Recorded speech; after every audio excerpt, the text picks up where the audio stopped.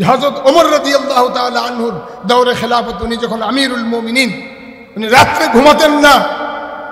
আমাদের খেলাফত মজলিসের দায়িত্ব যদি কখনো এই রাষ্ট্রে দায়িত্ব নিতে পারে, তাহলে নিশ্চয়ই আমি এই কথা গ্যারান্টি দেই যে ইনশাআল্লাহ বাংলাদেশ খেলাফত মজলিসের আমিরে মজলিস, তিনার দায়িত্ব হবে হযরত ওমর রাদিয়াল্লাহু তাআলা আনহু।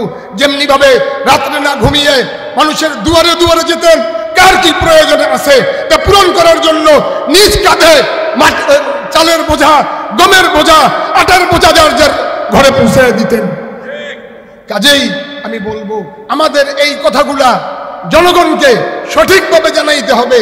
যদি জানাইতে পারি তাহলে আর তারা এই সমস্ত দুর্নীতিবাজ ফ্যাসিস্ট কাউকে ক্ষমতায় বসাইবার জন্য তারা কখনোই স্বপ্নও দেখবে না। মানুষ কি চায়? নিরাপত্তা চায়। মানুষ কি চায়? সুদ, ঘুষ, অন্যায়, অত্যাচার থেকে মুক্তি চায়। মানুষ কি চায়? অন্ন, বস্ত্র, বাসস্থান, শিক্ষা, স্বাস্থ্যের জন্য একটা সুন্দর কাঠামো, নিরাপত্তা চায়। যদি বাংলাদেশ খেলাফত মজলিস দায়িত্ব নিতে পারে, জনগণের দায়িত্ব হয়, তাহলে মানুষের অন্ন, বস্ত্র, শিক্ষা, স্বাস্থ্য এবং বাসস্থান সহ সব কিছুর দায়িত্ব রাষ্ট্র বহন করবে। আমরা 53 বছর বিভিন্ন সরকার দেখেছি, সবগুলো সরকার আমাদেরকে, আমাদের আবেগকে ব্যবহার করে নিজেদের আখের গুছিয়েছে। এবার বাংলাদেশ খেলাফত মজলিস দায়িত্ব নিবে। মানুষের ম্যান্ডেট নিয়ে আমরা যদি বাংলাদেশ পরিচালনা করার সুযোগ পাই, কল্যাণ রাষ্ট্র গঠন হবে, সব মানুষের অধিকার নিশ্চিত হবে। এজন্য আজ থেকে 1 মাস পর্যন্ত আমরা দাওয়াতি কাজ করে গোটা বাংলাদেশের মানুষকে ঐক্যবদ্ধ করব। বাংলাদেশ খেলাফত মজলিসের পতাকা তলে সবাইকে সংঘবদ্ধ করব।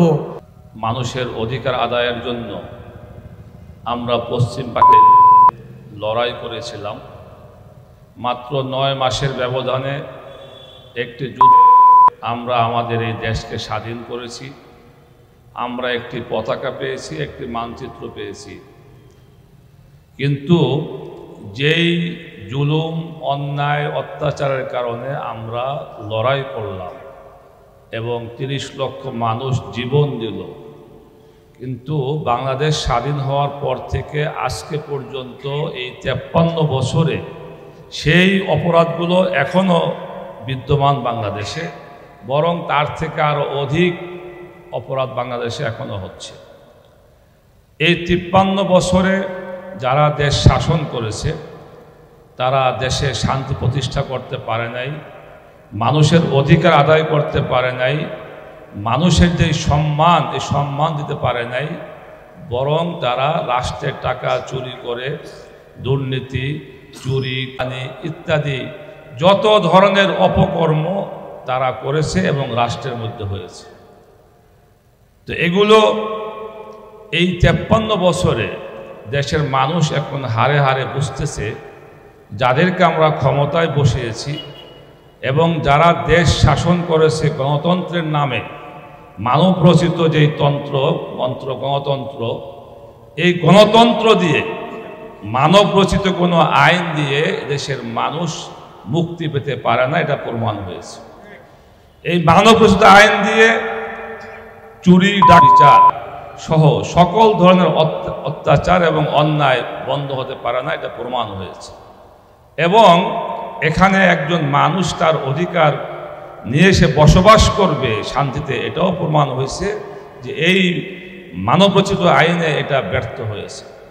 এজন্য আজকে আমাদের বাংলাদেশ খেলাফত মজলিস, আমরা এই খোদার জমিনে খোদার দিন কায়েম করতে চাই, একটি খেলাফত রাষ্ট্র ব্যবস্থা কায়েম করতে চাই। অর্থাৎ আমরা এমন একটি দেশ গড়তে চাই যেই দেশে প্রত্যেকটি মানুষ তার অধিকার নিয়ে বেঁচে থাকবে, তার সম্মান নিয়ে বেঁচে থাকবে, চাই সে হিন্দু ধর্মের হোক, খ্রিস্টান হোক, ইহুদি হোক, বৌদ্ধ হোক, প্রত্যেকে যার যার সম্মান নিয়ে সে বসবাস করতে পারবে। এবং এই দেশে একটি টাকাও দুর্নীতি হবে না, চুরি হবে না, সেই গ্যারান্টি খেলাফত ব্যবস্থা দিতে পারে। কোনো ডাকাত নয়, চাঁদাবাজি নয়, দখলবাজি নয়, কিচ্ছু হবে না, এই গ্রান্টে একমত দিতে পারে কে? খেলাফত ব্যবস্থা দিতে পারে। এই দুনিয়ার যে শাসন ব্যবস্থা, এই ব্যবস্থা তো আমরা 50 বছর দেখেই গেলাম। এই জন্য বাংলাদেশ খেলাফত মজলিস একটি এরকম ইনসাফ ভিত্তিক খেলাফত রাষ্ট্র ব্যবস্থা কায়েম করতে চায়। এই জন্য আমাদের দরকার, বাংলাদেশের সকল শ্রেণীর মানুষ আমাদের দরকার। শুধু ওলামায়ে কেরাম আন্দোলন সংগ্রাম করলেই খেলাফত কায়েম করা সম্ভব হবে না। এই জন্য আমাদের আজকে যদি খেলাফত যদি কায়েম হয়, তাহলে এদেশের আলেমরা যেমন শান্তি পাবে, রিক্সাওয়ালারা শান্তি পাবে, প্রত্যেক শ্রেণীর মানুষ শান্তি পাবে। এই জন্য আমরা চাই সমাজের প্রত্যেক শ্রেণীর মানুষের মাঝে আমাদের দাওয়াতকে পৌঁছে দিব এবং প্রত্যেককে এই খেলাফতের পতাকা তুলে আমরা আসীন করাবো। ইনশাআল্লাহ আমরা একটা বিপ্লবের মাধ্যমে এই বাংলাদেশে খেলাফত ব্যবস্থা কায়েম করবে ইনশাআল্লাহ। আমি এই আশা ব্যক্ত করে আমার বক্তব্য শেষ করছি। আমরা জন্মের পূর্বেই ওয়াদাবদ্ধ যে কাজের জন্য, যে আল্লাহ তাআলার প্রতিনিধিত্ব করা দুনিয়াতে, অর্থাৎ খলিফা হিসাবে আমাদেরকে প্রেরণ করেছেন। তো খলিফা হিসাবে আমাদের দায়িত্ব কি? এই দায়িত্ব জানাই নিজেরা জানব, নিজেরা মানব এবং সাধারণ মুসলমানকে এই ব্যাপারে আমরা সজাগ করব, তাদের দায়িত্ব পালনে আমরা সাহায্য করব। এটাই আমাদের কাজ। আজকের এই যে দাওয়াতি মাস উদ্বোধন হতে যাচ্ছে, আসলে এই দাওয়াত তো আমরা জন্মের পর থেকেই আমাদের দায়িত্ব। মাঝে মধ্যে ভুলে যাই, এই ভুল যেন ভুলের থেকে আমরা আবার নতুন করে নতুন উদ্যমে কাজ করতে পারি, দায়িত্ব পালন করতে পারি। এই জন্যই মাঝে মধ্যে প্রতি বছরই একবার বাংলাদেশ খেলাফত মজলিস দাওয়াতি মাস ঘোষণা করে এবং তার আওতায় বিভিন্ন জায়গায় যেখানে যেভাবে দাওয়াত দেওয়া দরকার সেভাবে দেয়। ছোট্ট একটা কথাই বলে আমি শেষ করব, যে আসলে যদি বাংলাদেশ সঠিক মানায়, সঠিক অর্থে খেলাফতে আলা মিনহাজিহিন নবুওয়াহ প্রতিষ্ঠিত হয়, তাহলে কি হবে, কিরকম শান্তি প্রতিষ্ঠিত হবে। মানুষকে বুঝাইতে না পারলে, জানাইতে না পারলে মানুষ এর প্রতি আগ্রহ হবে কিসের থেকে? হযরত ওমর রাদিয়াল্লাহু তাআলা আনহুর দৌরে খেলাফত, উনি যখন আমিরুল মুমিনিন, উনি রাত্রে ঘুমাতেন না। আমাদের খেলাফত মজলিসের দায়িত্ব যদি কখনো এই রাষ্ট্রে দায়িত্ব নিতে পারে, তাহলে নিশ্চয়ই আমি এই কথা গ্যারান্টি দেই যে ইনশাআল্লাহ বাংলাদেশ খেলাফত মজলিসের আমিরে মজলিস, তিনার দায়িত্ব হবে হযরত ওমর রাদিয়াল্লাহু তাআলা আনহু। যেমনি ভাবে রাত্রে না ঘুমিয়ে মানুষের দুয়ারে দুয়ারে যেতেন, কার কি প্রয়োজন আছে তা পূরণ করার জন্য নিজ কাঁধে চালের বোঝা, গমের বোঝা, আটার বোঝা যার যার ঘরে পৌঁছে দিতেন। কাজেই আমি বলবো আমাদের এই কথাগুলা জনগণকে সঠিকভাবে জানাইতে হবে। যদি জানাইতে পারি তাহলে আর তারা এই সমস্ত দুর্নীতিবাজ ফ্যাসিস্ট কাউকে ক্ষমতায় বসাইবার জন্য তারা কখনোই স্বপ্নও দেখবে না। কাজেই আমি বলবো আমাদের দায়িত্ব হলো সঠিক জিনিস মানুষের কাছে পৌঁছানো, বাকি দায়িত্ব আল্লাহ তাআলা ওয়াল্লাযীনা জাহাদু ফীনা লানাহদিয়ান্নাহুম সুবুলানা ওয়া ইন্নাল্লাহা লামাআল মুহসিনিন ওয়া আখিরু দাওয়ানা আনিল হামদুলিল্লাহি রাব্বিল আলামিন। মানুষ কি চায়? নিরাপত্তা চায়। মানুষ কি চায়? সুদ, ঘুষ, অন্যায়, অত্যাচার থেকে মুক্তি চায়। মানুষ কি চায়? অন্ন, বস্ত্র, বাসস্থান, শিক্ষা, স্বাস্থ্যের জন্য একটা সুন্দর কাঠামো, নিরাপত্তা চায়।